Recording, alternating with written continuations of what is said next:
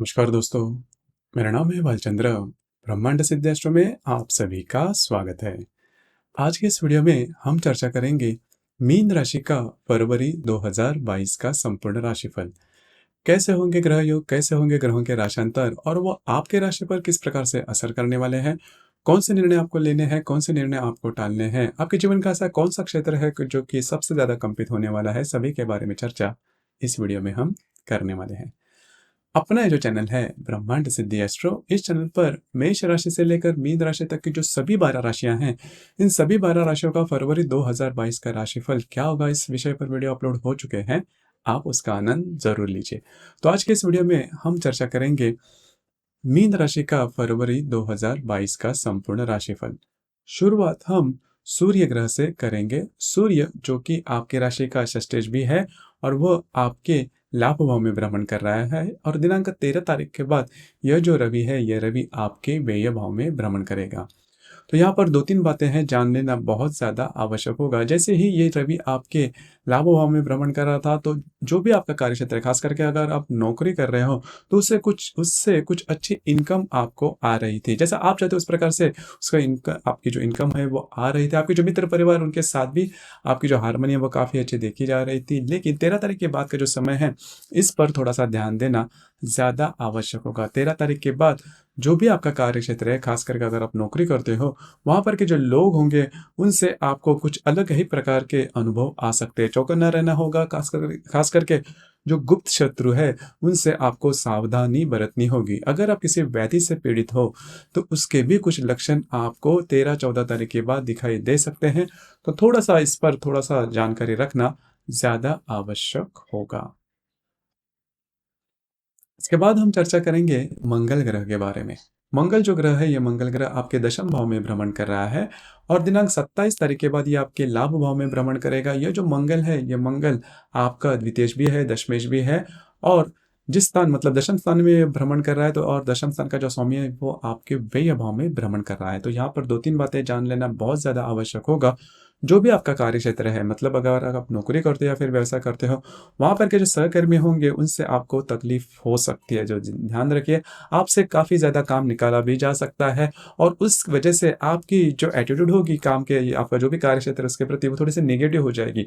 जो व्यक्ति खास करके नौकरी करते हैं, उनके लिए ये बात थोड़ी हजम न होने वाली होगी कि हमसे ज्यादा काम निकाला जा रहा है, या फिर ऑफिस पॉलिटिक्स जैसी कोई बातें आपको नजर आएगी। इस वजह से आप थोड़ा स्ट्रेस में जा सकते हो। जो करंट नौकरी है वो बदली जाए, उससे कुछ अच्छी नौकरी या फिर दूसरी नौकरी की जाए, इस तरह के कुछ नेगेटिव विचार आपके मन में आ सकते हैं। संपूर्ण जो पूरा महीना है, उसमें इसी प्रकार के थोड़ा सा स्ट्रेस आप पर कार्य क्षेत्र के बारे में बना रहेगा।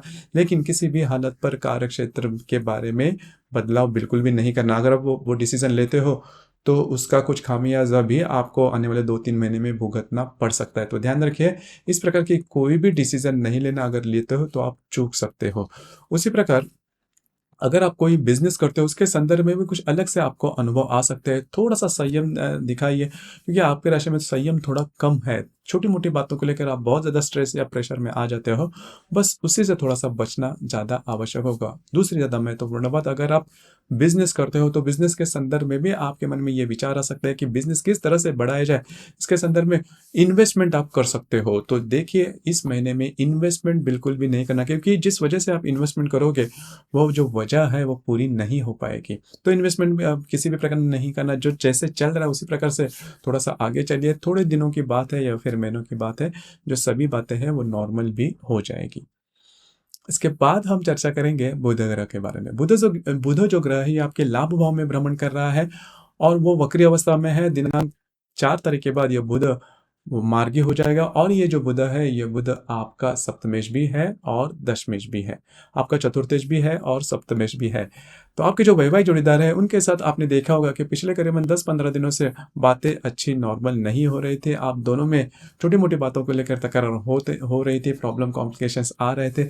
लेकिन जैसे ही ये बुध ग्रह मार्गस्थ हो जाएगा, तो इनमें काफ़ी अच्छा बदलाव देखा जाएगा। आप में और आपके जो वैवाहिक जोड़ीदार हैं, आप दोनों में काफ़ी अच्छी हार्मनी देखी जाएगी। घर के जो लोग हैं, उनके साथ भी कई मायनों में, कई विषयों पर आपकी काफ़ी अच्छी बातचीत हो सकती है, या फिर उनसे भी आपका जो तालमेल है वो काफ़ी अच्छा देखा जाएगा। तो कुल मिला के ये जो भ्रमण है बुध का, वो 4-5 तारीख के बाद आपके लिए शुभ फलदायी साबित होगा। इसके बाद हम चर्चा करेंगे गुरु ग्रह के बारे में। गुरु जो ग्रह है आपका दशमेश भी है और आपके राशि का स्वामी भी है, लेकिन ये आपके व्यय भाव में भ्रमण कर रहा है और उस राशि का स्वामी भी स्वयं की राशि से व्यय भाव में ही भ्रमण कर रहा है। तो यहाँ पर फिर से मैं यही कहना चाहूँगा कि कार्य क्षेत्र के बारे में जिस प्रकार का भी स्ट्रेस आपको आ रहा है, थोड़ा सा रुकना होगा, थोड़ा सा पेशेंस दिखाना होगा, संयम दिखाना होगा। थोड़े 2-3 महीने के बाद ये बातें नॉर्मल भी हो जाएगी, क्योंकि गुरु आपके लिए बिल्कुल भी फेवरेबल नहीं है। तो इस प्रकार के जो अनुभव है वो आते रहते हैं। जो भी काम आप हाथ में लोगे वो पेंडिंग होते हुए नजर आएंगे, पूरे नहीं होंगे। और आपकी जो राशि है उसमें पेशेंस थोड़ा कम होने के कारण छोटी मोटी बातों को लेकर आप दिल को लगा लेते हो और बहुत ज़्यादा स्ट्रेस में आ जाते हो। बस उसी के ऊपर थोड़ा सा ध्यान देना, उसी से थोड़ा सा चूकना ज़्यादा आवश्यक है। इससे थोड़ा सा बचना ज़्यादा आवश्यक होगा। स्ट्रेस थोड़ा आपको आ सकता है, कॉन्फिडेंस थोड़ा लो हो सकता है, लेकिन बिल्कुल आप इसके बारे में ये नहीं करना, क्योंकि इसके जो एक्सट्रीम परिणाम आपको नहीं मिलेंगे। तो ध्यान रखिए, अगर ऐसी कोई बात, अगर ऐसे कोई विचार आपके मन में आते हैं तो खुद पर थोड़ा सा संयम रखना ज़्यादा आवश्यक होगा। कॉन्फिडेंस थोड़ा सा आपको दिखाना होगा। इसके बाद हम चर्चा करेंगे शुक्र ग्रह के बारे में। शुक्र जो ग्रह है, ये शुक्र ग्रह आपके दशम भाव में भ्रमण कर रहा है और दिनांक 29 तारीख के बाद ये शुक्र ग्रह आपके लाभ भाव में भ्रमण करेगा। मतलब पूरे महीने भर ये जो शुक्र ग्रह आपके दशम भाव में ही भ्रमण करेगा और ये जो संपूर्ण महीना वो भी 28 तारीख दिन का ही है। तो संपूर्ण जो महीना है, ये जो संपूर्ण महीने में ये जो शुक्र आपके दशम भाव में भ्रमण करेगा और ये जो शुक्र आपका तृतीयेश भी है और अष्टमेश भी है। यहाँ पर जान लेना काफ़ी ज़्यादा आवश्यक होगा। आपसे ज़्यादा काम निकाला जा सकता है और आपका जो भी कार्य क्षेत्र है उसके संदर्भ में आपको कहीं बाहर घूमना फिरना पड़ सकता है, मेहनत की जा सकती है। तो ध्यान रखिए, अगर ये ऐसी कोई बात होती है तो खुद पर संयम रखना, खास करके आपके सेहत के बारे में भी प्रॉब्लम कॉम्प्लिकेशन आती है, क्योंकि ये जो स्ट्रेस है, देखिए आपके राशि में एक बात होती है कि आपकी राशि स्ट्रेस बहुत जल्दी ले लेती है। तो इस वजह से साइकोलॉजिकल कॉम्प्लिकेशंस या फिर प्रेशर में आना, प्रभाव में आना, ज़्यादा विचार करना, इस प्रकार की बातें हो सकती है। तो ध्यान रखिए, अगर ऐसी कोई बातें होती है तो थोड़ा सा खुद पर संयम रखना ज़्यादा आवश्यक होगा, क्योंकि ये संपूर्ण महीना है, जो ग्रह है ये आपके फेवर में नहीं जा रहे हैं। तो थोड़ा सा मौनम सर्वार्थ साधनम जिसे हम कहते हैं, इसी ये जो कहावत है, इसी को आपको प्रत्यक्ष रूप में लागू करना होगा। इसके बाद हम चर्चा करेंगे शनि ग्रह के बारे में। शनि जो ग्रह है ये आपके लाभ भाव में भ्रमण कर रहा है, स्वयं के राशि में भ्रमण कर रहा है। अब सभी ग्रहों में ये जो ग्रह है आपके लिए फेवरेबल है। यद्यपि ये शनि ग्रह आपके राशि के लिए अशुभ है, लेकिन लाभ स्थान में स्वयं के राशि में भ्रमण करने के कारण लाभ के बारे में आपको किसी भी प्रकार के प्रॉब्लम बिल्कुल भी नहीं आएंगे। हालांकि जो लाभ है जैसा आप चाहते हो उस प्रकार से नहीं होंगे, लेकिन जो होंगे वह आपके लिए ठीक ठाक ही होंगे। मतलब उससे कुछ एक्सट्रीम बात नहीं होगी, जैसे कि बाकी ग्रहों के बारे में हमने थोड़ा बहुत देखा। तो शनि का जो भ्रमण है वो आपके लिए शुभ फलदायी साबित होगा। इसके बाद हम चर्चा करेंगे ग्रह योगों के बारे में। ग्रह योगों का जो असर होता है वो 3-4 दिनों के लिए होता है, लेकिन होता ज़रूर है। तो फिर वो किस प्रकार का है, कौन से क्षेत्र में है, उसके बारे में भी जानकारी लेंगे। जैसे कि 4 तारीख को रवि और शनि की युति होने जा रही है आपके लाभ भाव में। अब यह जो ग्रह योग, इसका जो प्रभाव है वह देखा जाएगा 3, 4 और 5 तारीख को। यहाँ पर 2-3 बातें ध्यान में लेना बहुत ज़्यादा आवश्यक होगा। देखिए, इसका जो प्रभाव है वो ऐसे देखा जाए तो आपके लिए शुभ फलदायी साबित होगा। जो भी आपका कार्य क्षेत्र है उसके संदर्भ में कुछ अच्छे लाभ आपको मिल सकते हैं। नए कार्य क्षेत्र के बारे में नई अपॉर्चुनिटी वगैरह भी आप आ सकती है, लेकिन ऐसी अगर कोई अपॉर्चुनिटी आती है तो उसके ऊपर ध्यान नहीं देना, क्योंकि वो आपको थोड़ा सा मिसगाइड कर सकती हैं, क्योंकि बाकी के जो ग्रह है वो आपके लिए शुभ फलदायी बिल्कुल भी नहीं है। तो जो भी आपका काम है, जिस प्रकार का भी आपका काम है, उसी से थोड़ा सा आपको आगे बढ़ना होगा। थोड़ा सा निडरता और आत्मविश्वास, करेज, धैर्य आप में लाना होगा। उसी प्रकार जो मंगल आपके दशम भाव में भ्रमण कर रहा है, उसके साथ आपके द्वितीय भाव का जो हर्षल है वह नव पंचम योग यानी कि त्रिकोण योग करने जा रहा है। इस ग्रह योग का जो कालावधि है वो करीबन 7, 8 और 9 तारीख का इसका प्रभाव वो देखा जाएगा। तो जहाँ पर आप काम करते हो, नौकरी करते हो या फिर व्यवसाय करते हो, वहाँ पर आपके काम की एप्रिसिएशन काफ़ी अच्छी हो सकती है। अब ये जो दिन है आपके लिए शुभ फलदायी साबित हो सकते हैं, कुछ अच्छे लाभ वगैरह भी मिल सकते हैं।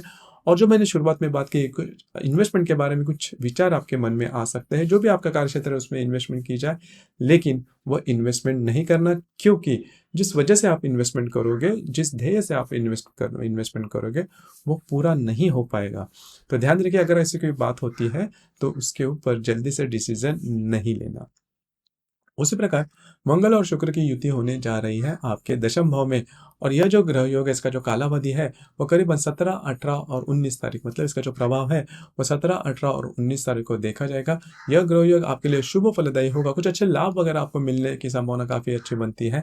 अनएक्सपेक्टेड लाभ वगैरह मिलने की भी संभावना काफ़ी अच्छी बनती है। तो कुल मिला के देखा जाए तो यह मंगल शुक्र का जो युति योग है आपके दशम भाव में, वह आपके लिए शुभ फलदायी होगा। इन्हीं दिनों में आपका आपका जो भी कार्य क्षेत्र है उसके सिलसिले में आपको कहीं ट्रैवलिंग वगैरह भी करनी पड़ सकती है। कुल मिलाकर देखा जाए तो यह ग्रह योग आपके लिए शुभ फलदायी साबित होगा। उसी प्रकार बुध और हर्षल का केंद्र योग भी होने जा रहा है। बुध जो कि आपके लाभ भाव में भ्रमण कर रहा है, उसके साथ आपके द्वितीय भाव का जो हर्षल है वह केंद्र योग करने जा रही है। बुध आपका तृतीयेश भी है और आपका सप्तमेश भी है। तो अगर आप विवाहित हो तो आपके जो वैवाहिक जोड़ीदार है उनके साथ छोटी मोटी बातों को लेकर तकरार हो सकती है। उनके ध्यान, और आपके जो घर के लोग हैं उनके सेहत के ऊपर भी थोड़ा सा ध्यान देना ज़्यादा आवश्यक होगा। ये जो मैंने जैसे कहा कि यह जो ग्रह योग है 25 तारीख को होने जा रहा है, इसका जो प्रभाव है वो करीबन 24, 25 और 26 तारीख को देखा जाएगा। तो यहाँ पर जैसे मैंने कहा कि घर के जो लोग हैं उनके सेहत के ऊपर ध्यान रखना ज़्यादा आवश्यक है, और आपके जो वैवाहिक जोड़ीदार है उनमें और आप में छोटी मोटी बातों को लेकर तकरार हो सकती है। उसी प्रकार इस महीने की जो अमावस्या है वो 1 तारीख को है, और जो पूर्णिमा है वो 16 तारीख को है। अमावस्या और पूर्णिमा के बारे में अगर देखा जाए तो इन दिनों में रवि और चंद्रमा का जो आकर्षण होता है पृथ्वी के प्रति वो काफ़ी ज़्यादा देखा जाता है।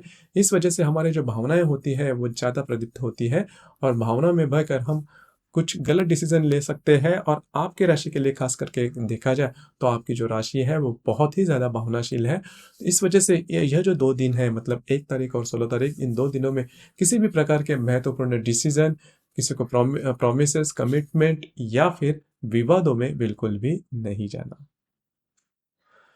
तो दोस्तों ये था मीन राशि का फरवरी 2022 का संपूर्ण राशिफल। आपको ये राशिफल कैसे लगा, आपने किस प्रकार से अनुभव किया, नीचे कमेंट बॉक्स में जरूर कमेंट करना। और अपना जो चैनल है ब्रह्मांड सिद्धि एस्ट्रो, इसे भी लाइक, शेयर और सब्सक्राइब जरूर करना। धन्यवाद।